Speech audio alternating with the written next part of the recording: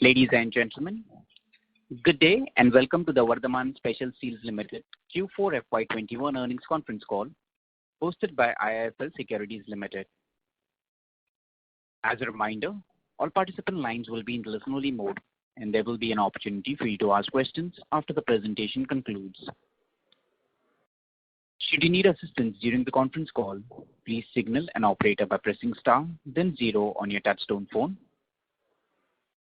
Please note that this conference is being recorded. I now hand the conference over to Mr. Urvil Bhatt from IIFL Securities Limited. Thank you and over to you, sir. Thanks, Stephen. Good afternoon, everyone. On behalf of IIFL Securities Limited, I welcome you all to Vardhman Special Steels Limited 4Q FY21 results conference call. From the management side, we have Mr. Sachit Jain, Vice Chairman and Managing Director, along with his team. Over to you, Sachit, for your opening remarks. Good afternoon, everybody, and thank you for joining our call.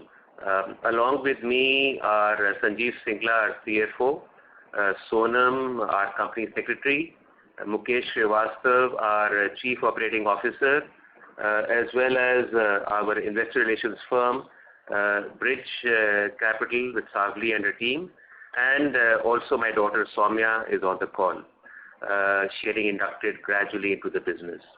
A couple of things about last year. Last year has been a very challenging year, as you all know.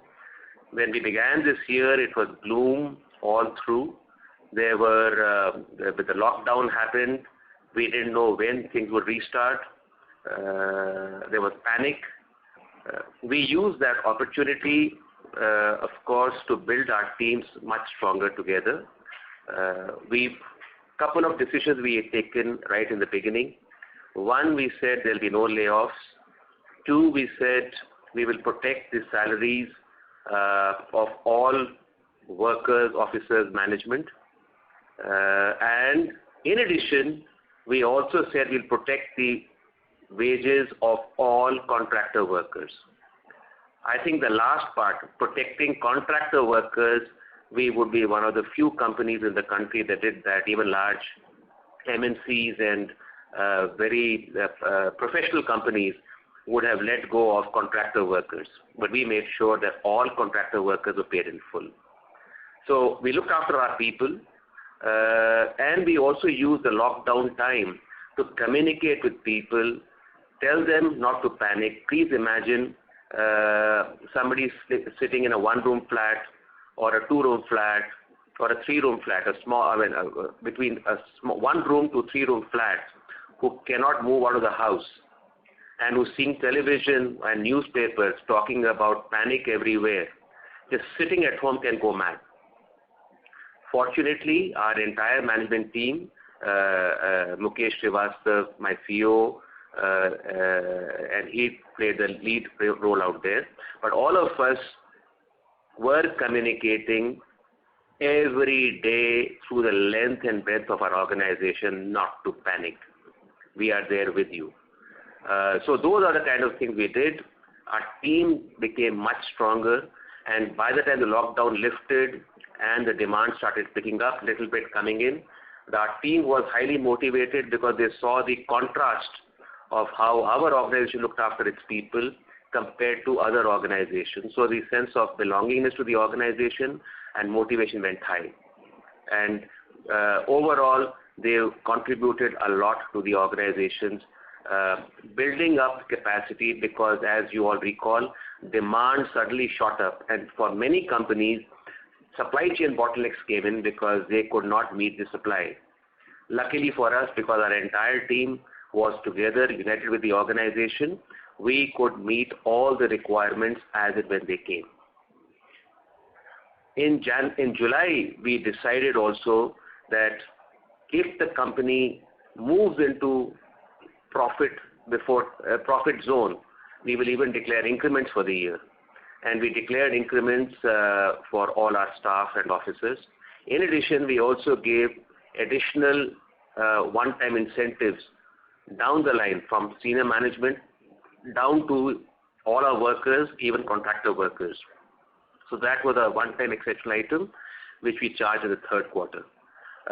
Fourth quarter has been even better performance than what we anticipated because we got a good price increase from January. As you know, we have 6 monthly price settlement with the auto companies. So since we had already got the October settlement, our next price settlement was due only in April. And when the raw material prices shot up abnormally, it became too much for us to handle, and we had to go back to the OEMs and ask for an interim increase.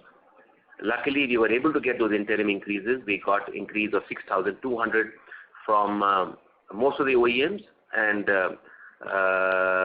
so because of that, we were able to report a better than expected fourth quarter. The other highlight of the year has been that if you recall a few years ago, I had said that we'll be targeting to reach 18% EBITDA on capital employed as our target. I'm happy to report for last year we managed 19.55%. So we are now getting ready to say that next couple of years we will stay north of 20% because the next question will come, is this performance sustainable? So very clearly, we target to remain above 20% EBITDA on capital employed, and we target to reach 25% EBITDA on capital employed by the year 24-25. This is, of course, after our environmental approval comes and we are able to expand our capacity, and number two, with Aichi, our partners, filling up the capacity with their requirements. The second area I want to share with you is, in the earlier call, we said we had upped the target for EBITDA per ton from 4,500 to 6,000 rupees. Our earlier target, we had moved it to 5,000 to 7,000. I am happy to say that we are now upping that range again to 6,000 to 8,000 rupees a ton. Once our environment approval comes in and we start filling up our capacity, this range of 6 to 8 will move to 7 to 9,000. And once our, again, Aichi capacity starts filled in with Aichi products, which should take by 24-25, we will be targeting about 10,000 rupees, 9 to 10,000 rupees EBITDA per ton. So as I said earlier, that we will be upping our targets as we go along. I'm happy to note that after close of the previous year, we are in this position to say these would be our targets.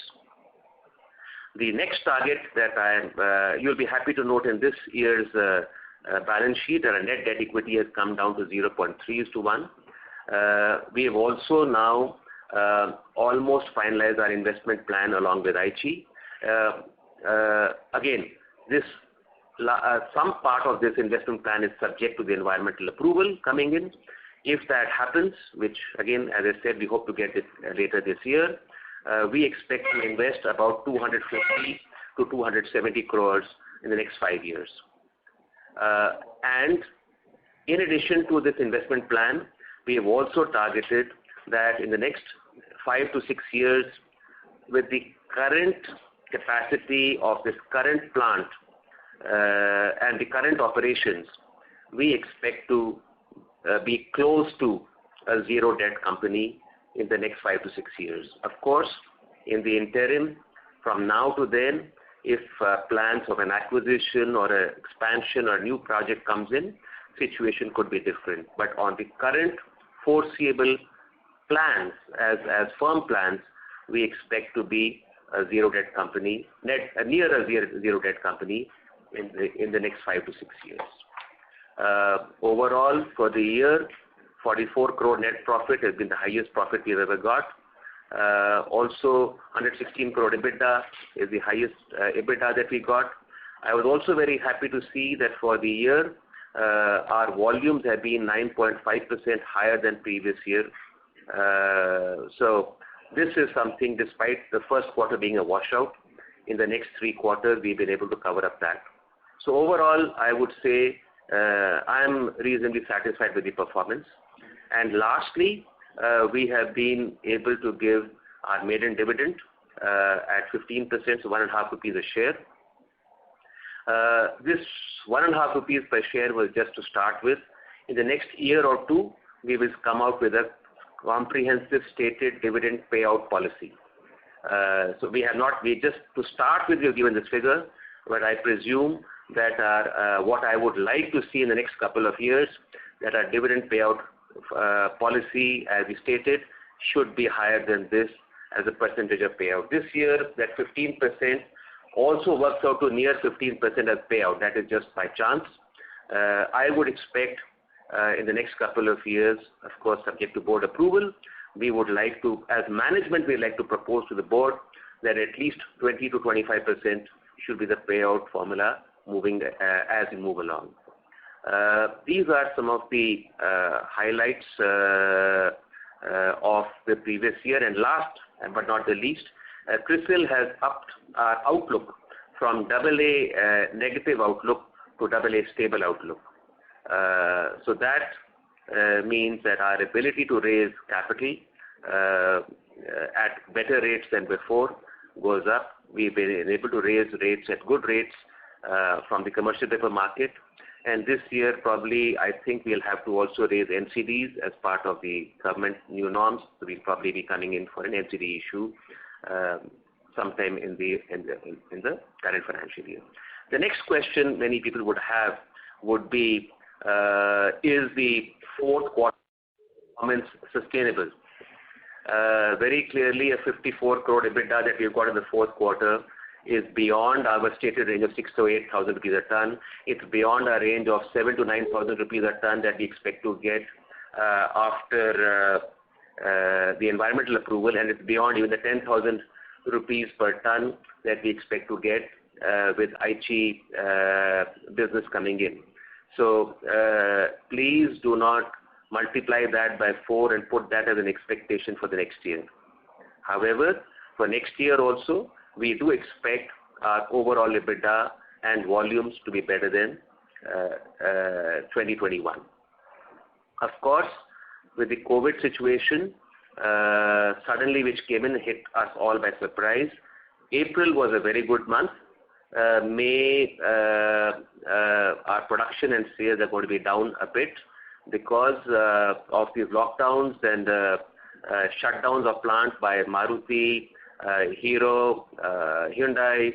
So basically, all the OEMs have taken shutdowns, long shutdowns. So clearly, demand is a little lower than what we had estimated. Secondly, our production is also a little lower, as some of you may know that there is a massive shortage everywhere, oxygen shortage everywhere. But as some of you would know, that in Ludhiana, we have diverted oxygen from our production, and we have been sending almost 2,000 cylinders of oxygen per day into Ludhiana and some of the surrounding districts of Ludhiana. I have stated publicly that we will not allow any oxygen shortage in the city of Ludhiana. There were times we were supplying almost 60% of the oxygen requirement of Ludhiana. And this is our commitment to the city and to the state that we will continue to serve. So that will take higher priority than production as long as this current pandemic is going on. So because of oxygen shortage availability for production, some production has gone down.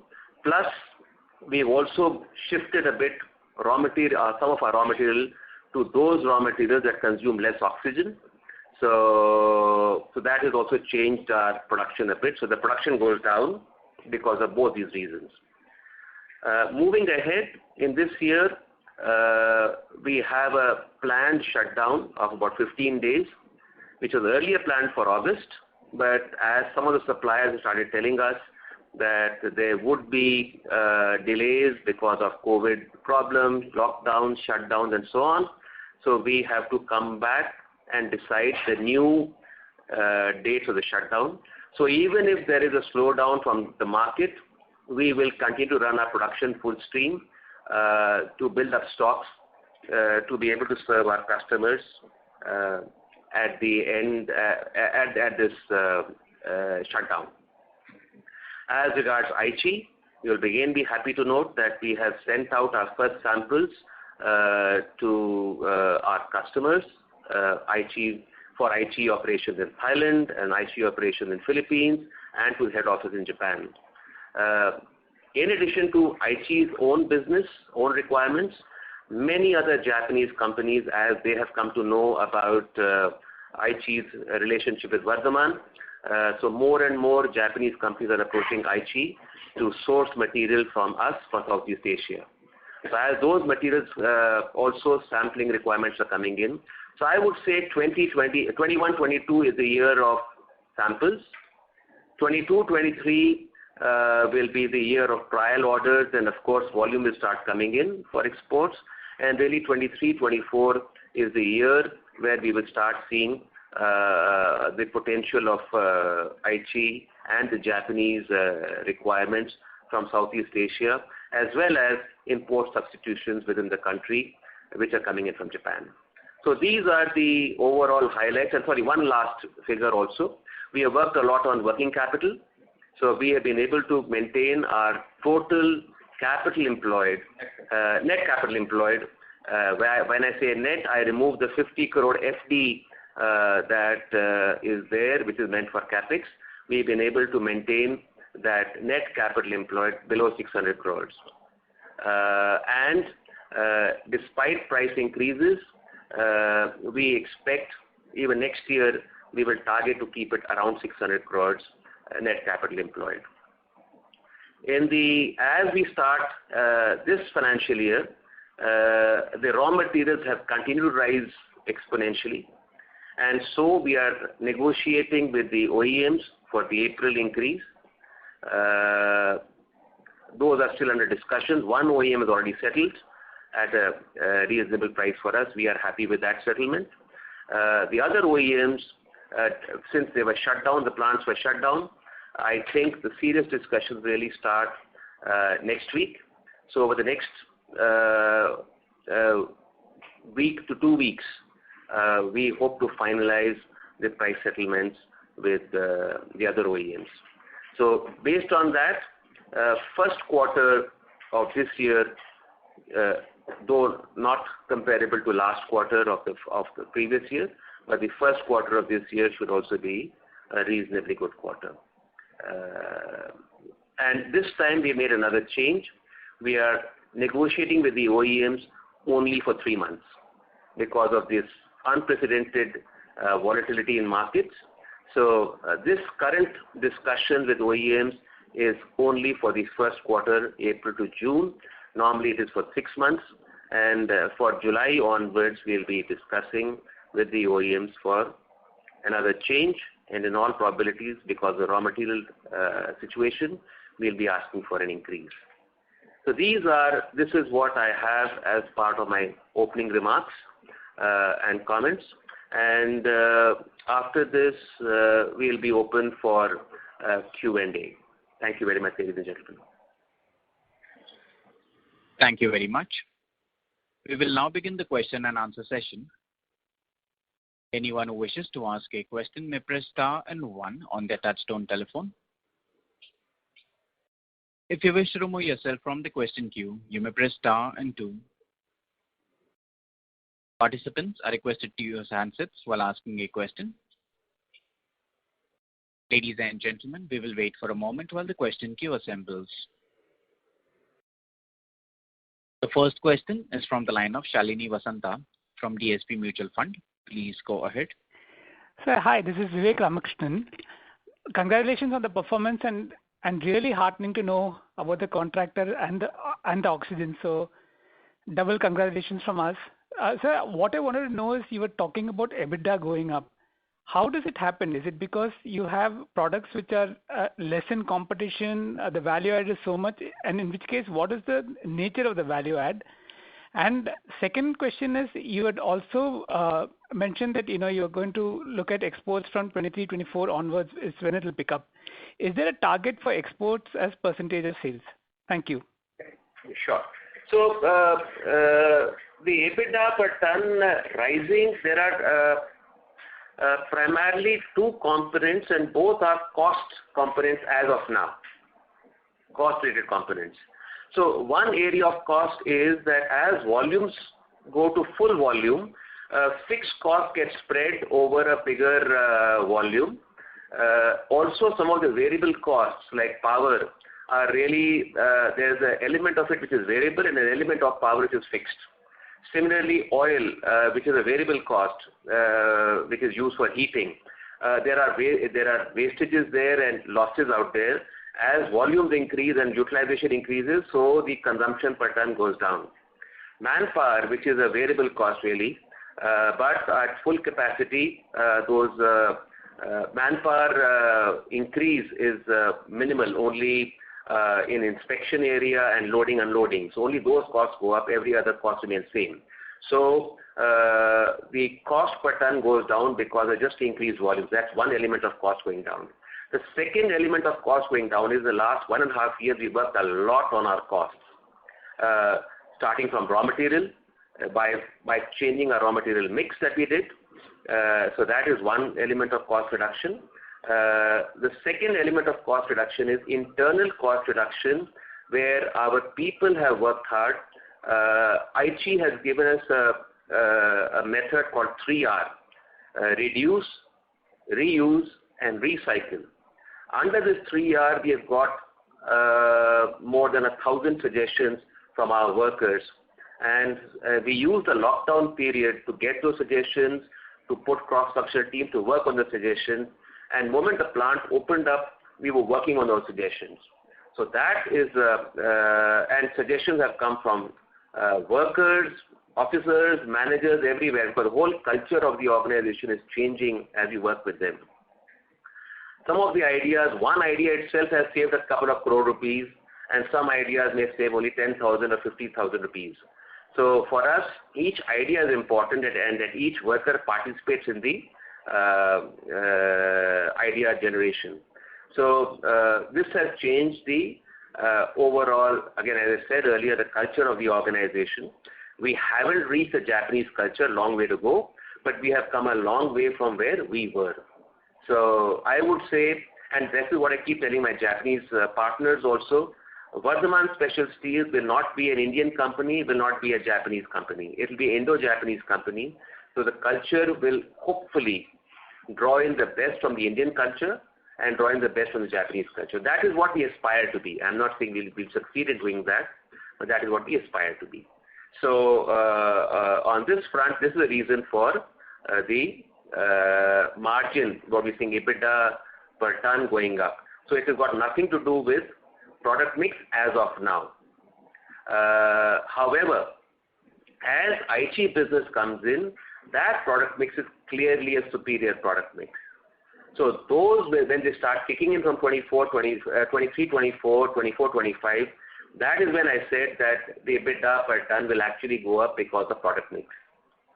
And our target of exports at that time is about 20 to 25%. Currently, our export percentage is less than 5%. So there's almost the entire increase in capacity will basically go in for exports at superior products where there's no competition at superior margins.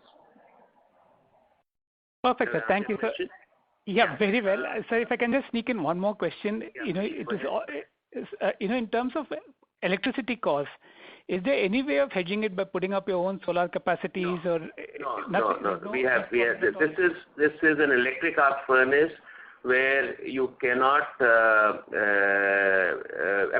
shocks are so high you cannot have your own generation, and then to set up a separate plant to feed to the grid, then you're getting into the power business. We are clear we're in the steel business. We are not in the power business. Perfect, sir. Thank you very much. Good luck. And before we have the next question, there are a couple of other comments that I may bring in out here, which I missed in my opening remarks. In the results, you will see that we have taken some extraordinary write-downs and write-offs also. So as you all are aware, that we are working to get our environmental approval for expansion. In that environmental approval, there is one element that we are required to have 33% of our area as green area. Now, we did not have 33% within the premises of the organization. So we have demolished a warehouse. So we've written off little over 2 crores on that warehouse. There was some capital work in progress that we have dropped that project. We have written off that. Plus, there are certain other bits. This is already done, so this is written off in the books. And second, there are few other warehouses that we intend to demolish once we get the approval. So they are still there, existing, but if we get the approval, we'll demolish them. So since as a Vardhman Special Steel, an organization has decided there's no need for those buildings, we can't charge them off because those buildings are existing. We have used the provision of accelerated depreciation to charge off, to reduce the value of those buildings to zero. Roughly 3.43 crores to be exact is the amount of accelerated depreciation that we've written off some buildings. So these are little extraordinary charges of 6.78 crores that we have taken in this quarter. Also, there were, as you are aware, last year we changed our furnace, so there were spare parts of the old furnace. There are other spare parts lying, some changes we had made in our reheating furnace to get in better fuel economy. So there was a recuperator and those kind of small items, several small items, roughly 1.4 crores of that has also been charged off in this quarter. This is again the normal course of business. Whenever you modernize, some spare parts, etc., become obsolete and so have to be written off. So that has also been done in this quarter. I just thought I should have clarified it in my opening remarks, and before some questions come on that, better clarify that. Yes, I'm ready for the next question, please. Thank you. The next question is from the line of Vipul Sanghvi from Systematic Shares. Please go ahead. Congratulations and thanks for the opportunity. Congrats, Sachit and team, for a very strong performance on the maiden dividend, and really heartening to know about the oxygen initiative of the company. My questions, one is on the de-risking initiatives that you talked about in the presentation. If you can elaborate a bit that which new industry applications is there on the drawing board, and which new geographies that you would be targeting for the same. And second question, Sachit, can you help us with some guidance as far as the volume this year is concerned, FY22? That would be really helpful. Yeah. That's all. So, as far as de-risking is concerned, there are two kinds of de-risking which can happen. One is you change your product portfolio, move into non-automotive steel. This was on the agenda a few years ago. We were looking for opportunities in those areas. However, since our Aichi partnership has finalized, we have dropped those plans. As already I have shared this earlier in earlier conference calls, and I think in my annual report also I have written that. So that de-risking is not on the cards.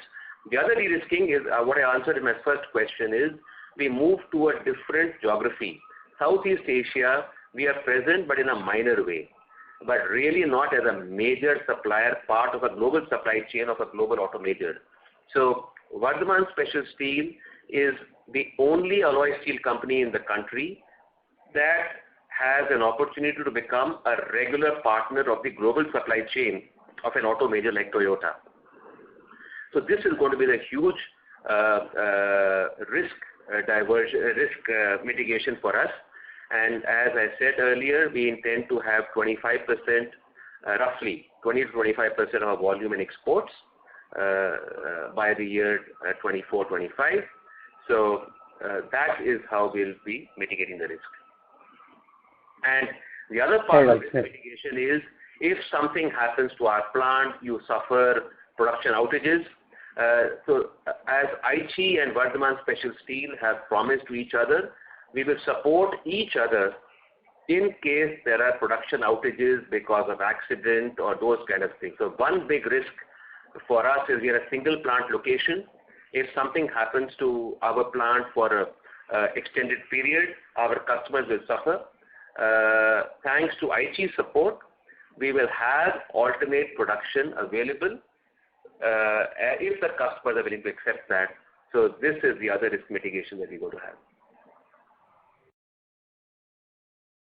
All right. And any any guidance on the volume, Sachit, for FY22? Yeah. So we are expecting between 170 to 180,000 tons for this year. Again, as of now, we don't know how much of an impact COVID would have.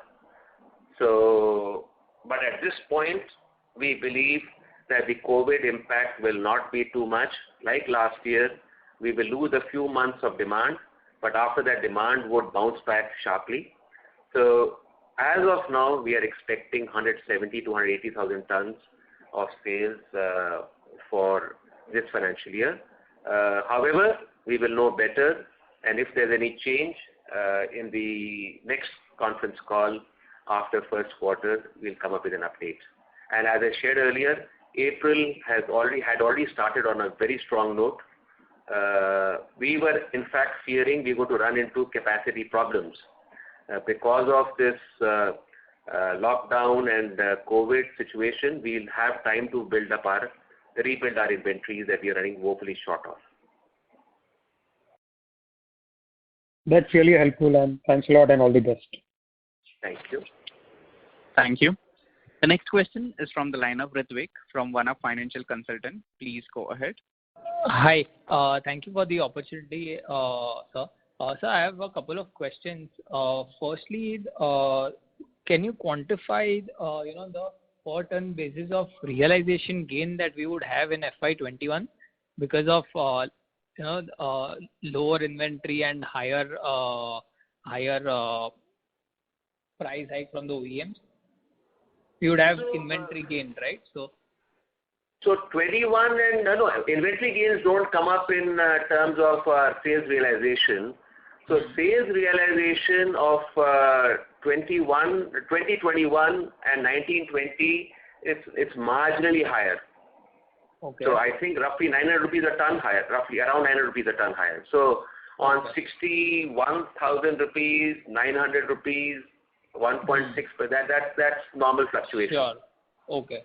So that won't be more than like 1.5 crores for the full year, because if we assume 1,000 rupees and 1.5 lakh ton for the year, which we did as volume, so that will be about 1.5 crores. 15 crores. 15 crores. Okay, 15. Sorry, yeah, 15 crores. Yeah. Okay. Yeah. Okay. And so you mentioned that we are having a lot of cost savings from from all the benefits that we have realized from IT and even internally that we have done.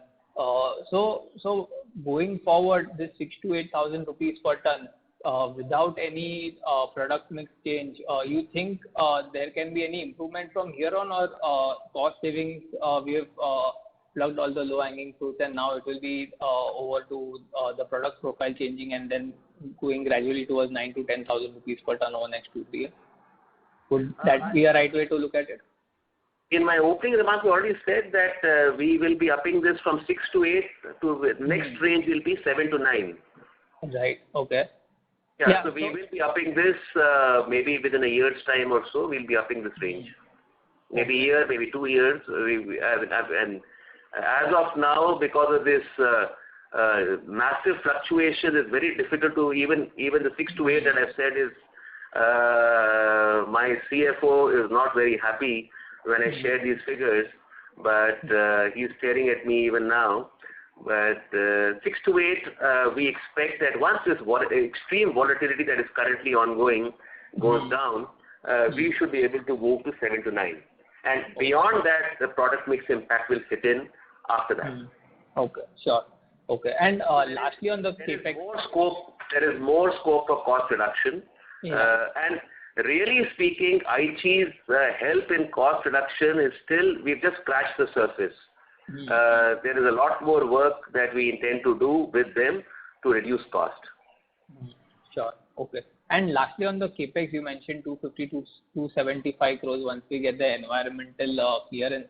So, would you be in a position to give us what kind of additional capacity would come up from this 250 to 275 crores? And how do we plan to fund it? And what would be the timeline for the same? Because we have healthy internal accruals. So we are targeting in the next 4 to 5 years this capex to be done. This includes our normal replacement capex. It includes investment for environment purposes, because a lot of investment is done for the environment clearance. This is a big headache for us because Ludhiana comes under critically polluted zone. And if Vardhaman Special Steel gets the approval for environment clearance, it will be the first project to get the environment clearance from the center in the last several years in Ludhiana. So this is something unique that we're going to get. So there is a lot of capex which goes in for environment clearance. There is also investment going in for safety. There is investment going in for quality purposes, because to reach that kind of product mix that we're looking at, and for exports, we have to invest in another non-destructive testing line. So there's a big investment going in for that. So, but on the whole with this, we expect to reach a capacity almost 40% higher. So from 180,000 tons of current capacity, we expect to reach 250,000 tons of rolled production. Okay, sure. And it's been almost a year, but we've had the pandemic in the meanwhile, and we have not got our environmental clearance yet. So, is there any bottleneck right now that we are not getting the environmental clearance from our end, or from the other side, from the regulator side? No, so see, those are, we've already applied to them. They have come up with, we've had one hearing with the committee, so they have pointed out some shortcomings in our proposal. We have addressed those shortcomings. So I think we have a strong proposal now. So, but again, it depends on the approval that we get from this committee. Okay, sure. And how long, assuming that we get it, say, on the 30th of June, the approval, how long would it take for us to ramp up from? Very difficult to say, because it's a long process. Once this committee approves, this committee is the main bottleneck. But after that, there are, if this committee, because this is the expert committee, if this committee approves, then the probability of getting approval is almost 100%. So, but the whole approval should take 3 to 4 months. Coming in from the Ministry of Environment. Once that approval comes, I think within a year's time, we'll be ready to at least start building up our capacity. Okay. Yeah, so we're clearly going to up our target for next year. As of now, without the approval, 180,000 tons is our capacity limit. Sure. So if this approval comes in next year, I think market demand being there, we should be able to touch maybe 200,000 tons, 190 to 200,000 tons. Okay. And as the capex comes in, we'll be able to increase our capacity further. Okay. And just taking, just one last question on this capex. We have healthy internal accruals, more than 50 to 75 crores. If I assume 6,000 to 8,000 rupees per ton, on our existing 180,000 tons, that would be a cash flow of more than 50-60 crores per annum. So would it be fair to assume that we would not require any external debt, and not require any external equity also for the next few years? Would that be a fair assessment? If you look at purely balance sheet angle and our ability to fund this investment, you would be right.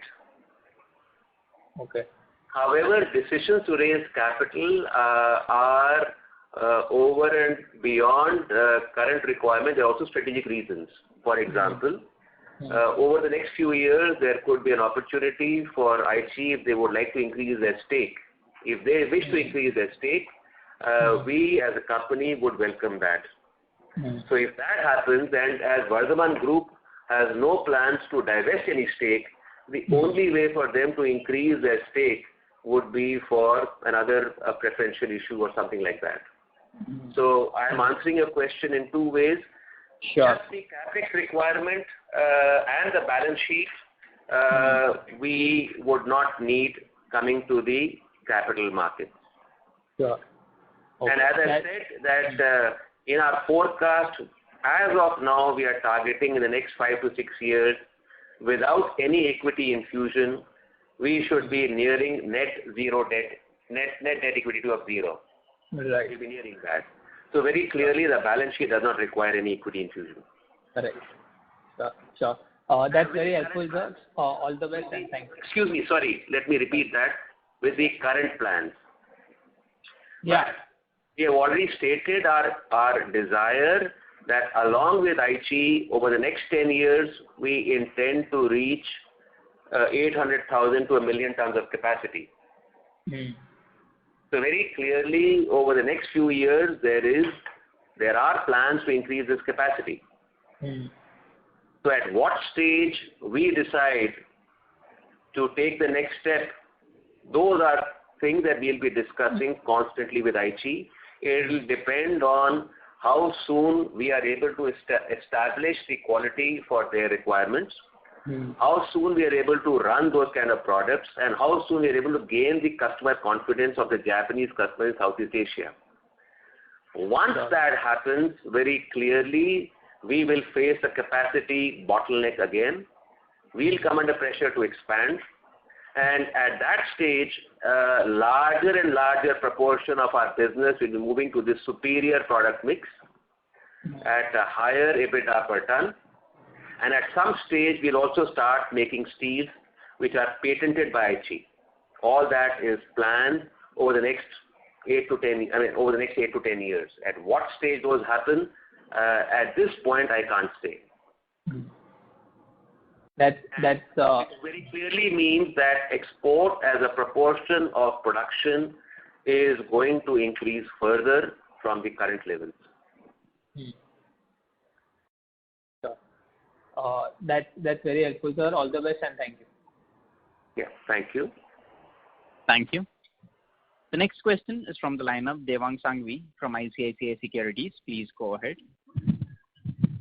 Thank you for the opportunity, and Sachit, congratulations on good set of numbers and the initiative to supply oxygen. Thank you. Yeah. So I just wanted to know the few products you like to develop with Aichi, which is the focus areas. Devang, your voice is a little muffled. Am I audible now, sir? I'm better? Yes, yeah, that's better. Yeah, please go ahead. Okay, sir. Yeah. Sir, can you throw some light on the products that we like to be the focus area with the Aichi JV? Any specific product line we like to focus on? Yeah, so one is, of course, they are normal automotive products. So carbon steel that we produce in India for Indian customers will be carbon steel for Aichi requirements also. But the quality requirements that come in there are a much higher level. Right, sir. Second would be microalloy steels. We are already producing microalloy steels, but the proportion of microalloy steels will increase. Then SCR steels, SCM steels, those kind of steels, which anyway we are producing, we'll be producing more of those. So it's not that there'll be very new products largely, but it will be the specifications are much tighter for the same products or similar products. And to get even a chance to approve this product, other suppliers don't even have a chance to approve these products. Because each approval costs $1 million at least for one component. Right, sir. So we are getting a chance only and only because Aichi is our partner. Otherwise, we would not get that chance. So the point I'm making is the stickiness of this business is very, very high. Right, sir. And some of the new products we're making is all the hybrid cars, as you are aware, that even Maruti's hybrid cars, they are going to be in a joint development with Toyota. Now, Toyota's hybrid engines all have steels from Aichi. Developing those products which are going into hybrid cars. Then EVs also, there are some special steels which go into EVs.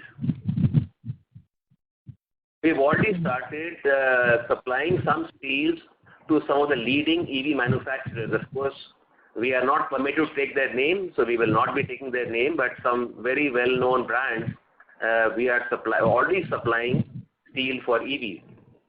So later, if hydrogen cars become important, so again, the advantage of having a partner like Aichi, which is the steel supplier for Toyota. So, and Toyota is strong in hydrogen cars. If hydrogen cars become the future in times to come, our partner already has the steels which are required for. So those are all things that are in the area of speculation. So largely we should say the product mix is similar to what we are doing. It's only that the quality specifications are much tighter, and the way some of the areas they look at quality is something no other Indian supplier or no Indian customer looks at. So those are what is going to take some time to develop, and which gives us then the stability that no other supplier can knock us off, and so stickiness of business. Right, sir. That was very helpful. My second question is regarding this negotiations. Now we are kind of shifted to 3 months negotiation. So this is like a standard, the negotiation what we do with OEMs. Yeah. So now we are having 3 months negotiation at the moment, scheduling.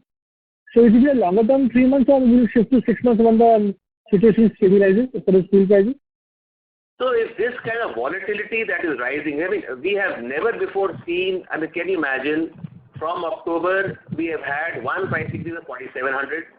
Then in January, we've got a price increase of 6,200. So that is 10,900 rupees, almost 11,000 rupees price increase.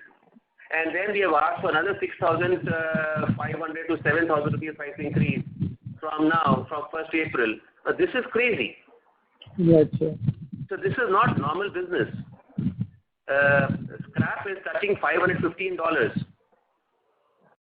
Right. This was $260 or $270 maybe a year ago, less than a year ago.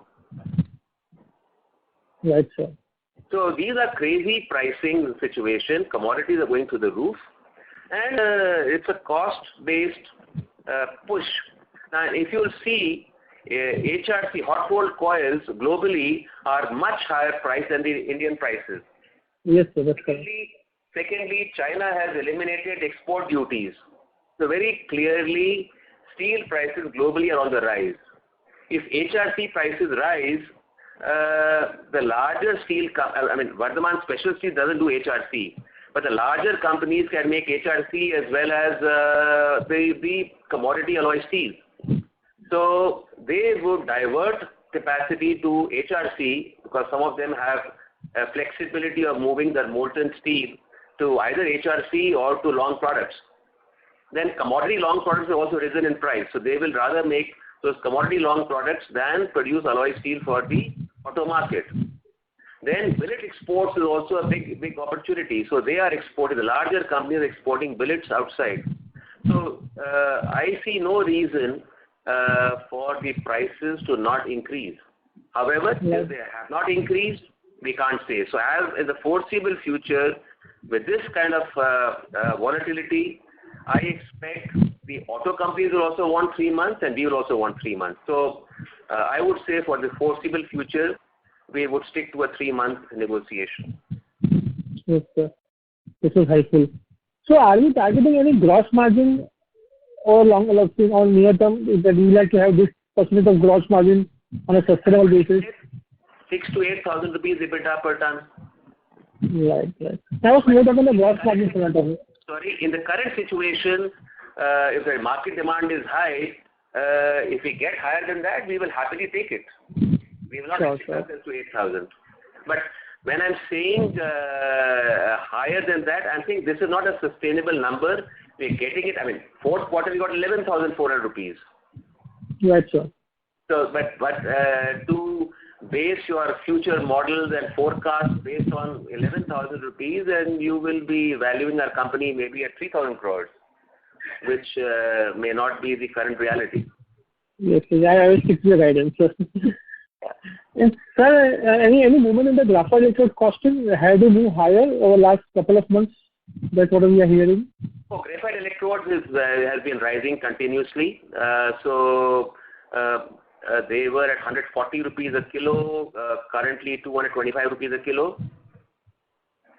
And what's the trend? They're still on the upward moving trend at the moment in the negotiation that we are seeing? Because we wanted to buy more, they have halted supplies, so which clearly means that the prices seem to be on the rise. Right, sir. Right, sir. And this the other thing is, of course, the demand has also come down because of oxygen shortage. Many steel plants are closed. Right, sir. So there is the other factor, the demand is down. But again, as we believe this will be temporary, and again, you'll be happy to note in Punjab, government of Punjab has banned any steel company from production. Vardhaman Special Steels is the only special steel company, only steel company that has been permitted to run, and this order has been signed by the Chief Minister. That's very happy, sir. Yeah, thank you. Yes, sir. And the last question, sir, this 250 to 270 crore capex that we are targeting, how much is it for the volume part and how much is it for margin expansion? If there's a breakup on that regard. No, we are not broken up that way. Because some part of it is, for the extra volume, for the product mix that we are targeting, we need to invest for quality reasons. Right. So really, is it capex for expansion or is it capex for the product mix, which will enable the expansion? Yes, separate the two. Environment clearance, investment for environment clearance is required to get the approval. So is it for expansion or is it really for currently we are meeting the environment requirements? Correct, sir. Thank you, sir, and all the best for your time. Thank you so much. Thank you. The next question is from the line of Rohit Ori from Progressive Shares. Please go ahead. Hi, sir. Congrats for coming on the list of dividend-paying companies, and hopefully this continues. Sir, my question... this is Vardhaman Group. Yes, sir. We are a cautious, conservative company, as that is our parentage, which is cautious and conservative. So we take time to start. But once we start, very clearly dividends will be maintained or increased. So that is good to understand that the growth engine of the company operations will continue. So my question is related to the oxygen business that you have done. Can you just elaborate a bit on that? Is it that you were just filling in the empty cylinders and passing it through, or were you all making the entire cylinder as well? So first of all, this is not an oxygen business. We are not in the oxygen business. We are in the steel making business. Correct.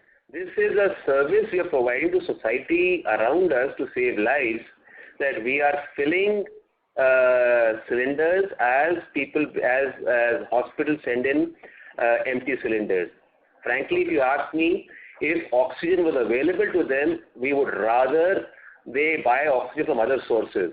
Because please understand, so many trucks coming from hospitals, coming with people coming in, all kinds of drivers coming in, helpers coming in, and in that back-breaking work, there's no possibility of wearing masks. They're coming from hospitals, so there is fear in our workers that this is corona, this is coming from corona-tainted people, touched people, and so on. And yet, the spirit of service is so high, our workers are working 16 hours a day because they are saying they're saving lives. And many workers, you'll be happy to note, are contributing the extra hours they are working out of that. This is their seva. They are not taking, some of them are not taking overtime. And we are giving free oxygen to many people, any individual who was coming to our gate, with as long as he had a cylinder, he had a medical report, and we had a 2-member committee examining it. If we were convinced that it was a genuine case, we were saying, okay, bring in a cylinder, we're filling it for free. However, the government has banned this now. So now government of Punjab has banned this. So we are not allowed to fill oxygen for individuals. Okay. Okay, so knowing your nature a little bit, you must have done quite a lot of CSR activities and given for free to the government hospitals. My question is, were there any one-offs that have come in this quarter ending March, or should we be seeing a one-off which is having a low base for June? Question. So was there any one-off revenue generation that happened in quarter 4, or is this absolutely CSR-free activity that you have done? So there is some revenue from this oxygen, but it is a very small part. It's a really, as I said, we are not in the oxygen business, so I don't even count this as, so it will not be reported separately or any such thing. It's a tiny part of the business. Okay. So last question is, looking at the commentary that you have given, which is quite optimistic and with a vision and plan with Aichi and the Japanese counterparts in future. So I'm just trying to be lucky over here. In the coming year, 2022, can we estimate growth of around 12 to 15% on the top line, or try to reach the numbers of FY19 along with improved EBITDA margins of maybe 8 or 10%? So volume, we do expect from our current 150,000 tons, we will touch around 170 to 180. So I would say, about 10 to 15% volume increase can be expected. Also, because price is likely to go up, so there would be a kicker based on price also. So I would say 15 to 20% revenue increase is a possibility at this point as we see it now. Of course, forecasts say the commodity cycle is here to stay for some time. But if the revenues come down, the prices come down, then our prices also come down. So I always look at volume. So volume would be, yes, 10 to 15% growth in the coming year, in this year, can be seen. EBITDA margin as a percentage I don't look at. Okay. I look at EBITDA per ton, which we have said 6 to 8,000 rupees per ton is how you should look at a company. If it is higher than that, it is abnormal profits. If it is lower than 6,000, it will be abnormal margins on the lower side also. Okay, sir. Thank you. Thanks a lot. All the best. Thank you. Thank you. The next question is from the line of Pranay Javeri from J&J Holdings. Please go ahead. Sir, thank you for this opportunity. First of all, kudos to you for vowing to supply oxygen even with sacrifice of volumes. That's really, really appreciated. Thank you. Thank you so much.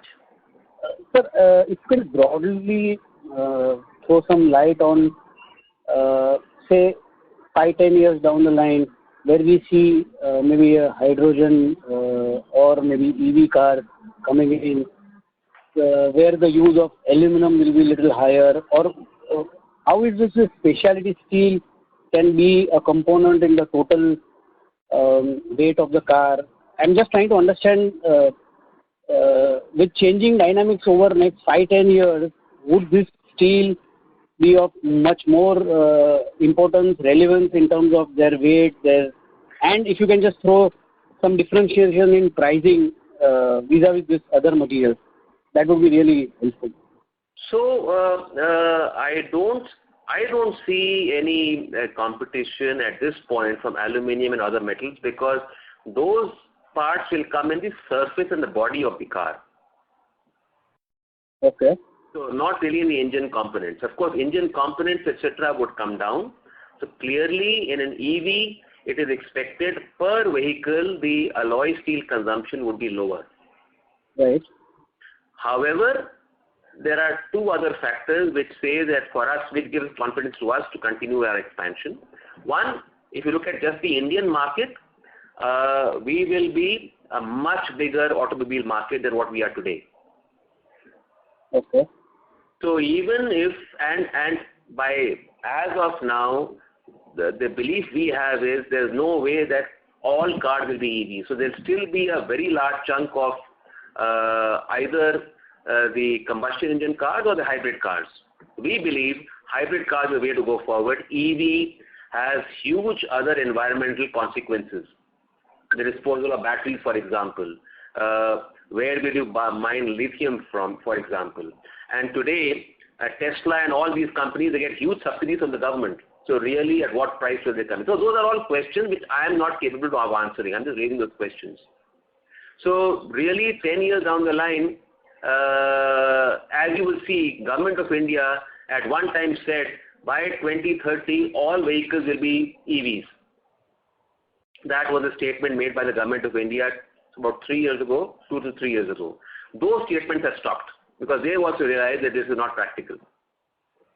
So one part is that even if EVs start increasing and per car consumption will go down, there will still be a large volume for current business, and overall number of cars will be way higher than what it is today. So even as a proportion, we believe as Vardhaman Special Steels that the volume required of alloy steel will be higher, significantly higher than what it is today. One. Two, we are talking of supplying to Southeast Asia. We are talking of replacing our Japanese partners in those markets. So there is huge market growth for us for any hybrid cars as well as the combustion engine cars in Southeast Asia.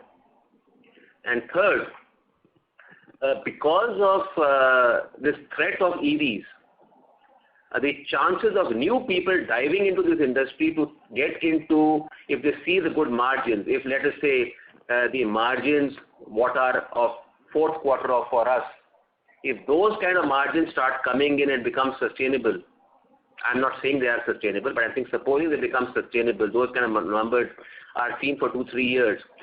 The problem of alloy steel industry has been you get 1 year or 2 years of good margin and new people start jumping into this industry. Now, because of the threat of EVs, the probability of new players coming into this industry goes down. I'm not saying it is zero, but it goes down. So, because of all that, and we feel much stronger is because we have Aichi as our partners who are part of Toyota Group. So, we are the only alloy steel company in the world, probably, to my knowledge at least, that has direct access to what a global auto company is thinking.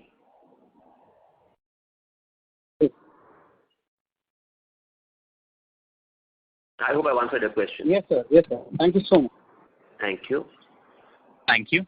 We take the next question from the line of Krishna Kumar, an individual investor. Please go ahead. Hi. Good afternoon, sir. Congratulations on a lot of social responsible activities that you have done, and it's a very, very commendable performance during the quarter and the year. So, also in the presentation, you've taken a lot of pains to explain the growth strategies over the next 5 years.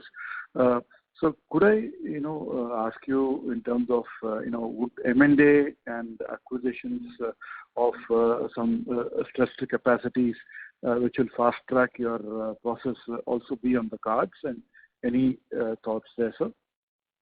So, is that KK who was in Sundaram earlier? Yeah. Yes, sir. KK, hi. So first of all, I'm at least satisfied that before you left Sundaram, we made sure at least that, we don't make sure, but you didn't lose money on your investment. So that is something that I was always guilty about, issuing capital at 140 and the share price was down below that. So at least I'm satisfied before you left Sundaram, you made up the loss that you invested with us, trusted with us. M&A, unfortunately, there are not too many targets available in the country because this is a strictly approval-based business. But if an opportunity comes, we could be open to it.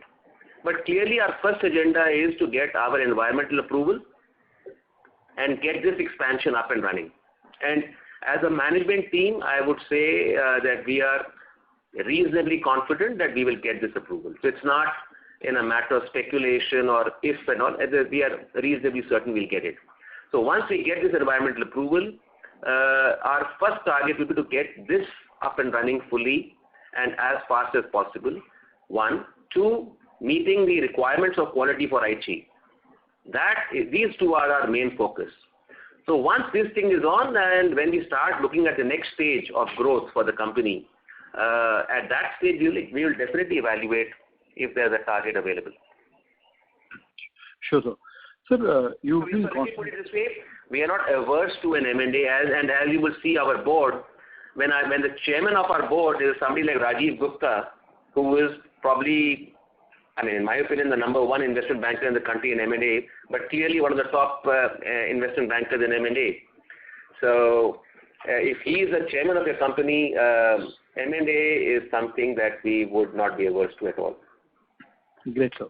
So, you've been constantly, guiding on EBITDA margins per ton, basically, over a period of time, and even today you alluded to that. But, if you look at, all the great work you've done internally, there's been a lot of savings on the raw materials also, in spite of all the action that's happened around the world. You optimized it very well, and gross margins have expanded quite nicely. Which gives us some feel that you probably have a lot more to deliver than what you're promising. Is that the right way to be more optimistic than the numbers that you have guided to, so in terms of 6,000 to 8,000 rupees EBITDA, because the gross margin expansion is much ahead of all that? So, KK, when we talk of our estimates, we talk of sustainability. So one odd quarter here and there can happen. So if I really put a forecast based on the stage of discussion going on, there's a high probability that the first quarter of this year will again be a very good quarter. And there's a strong possibility that EBITDA per ton would be higher than my range of 6 to 8. But when we make any statements, we're talking of the short term. Understand.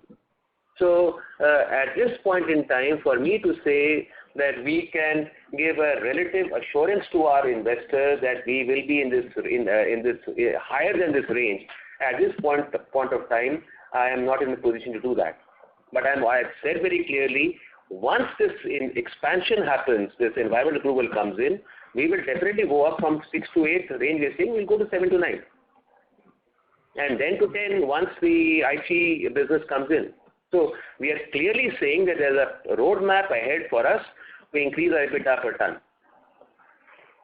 Sure. Great, sir. Thank you very much, and it's been a pleasure to have been an investor with you. And I think, it's all the cycle that probably took the share price down, while all the efforts were made to really run the business very well. Thank you. Thank you very much, sir. Yeah, thanks. Thank you. Ladies and gentlemen, due to time constraint, that was the last question. I now hand the conference back to the management for closing comments. Ladies and gentlemen, thank you so much for your interest in our company.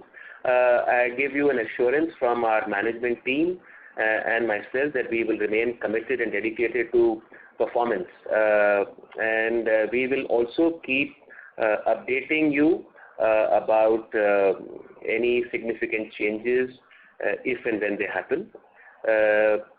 I remain cautiously optimistic despite this COVID problem, because we see trends showing, numbers showing that in the major markets, major metros of Bombay and Delhi, it's already started going down. Maybe in the next month and a half, hopefully it will come down further. So as of now, all our forecasts are based on that. If situation turns more adverse, again we'll update you. And wait for your continuing interest in the company. Thank you so much and stay safe. All the best. Thank you. Ladies and gentlemen, on behalf of IIFL Securities Limited, that concludes this conference. We thank you all for joining us, and you may now disconnect your line.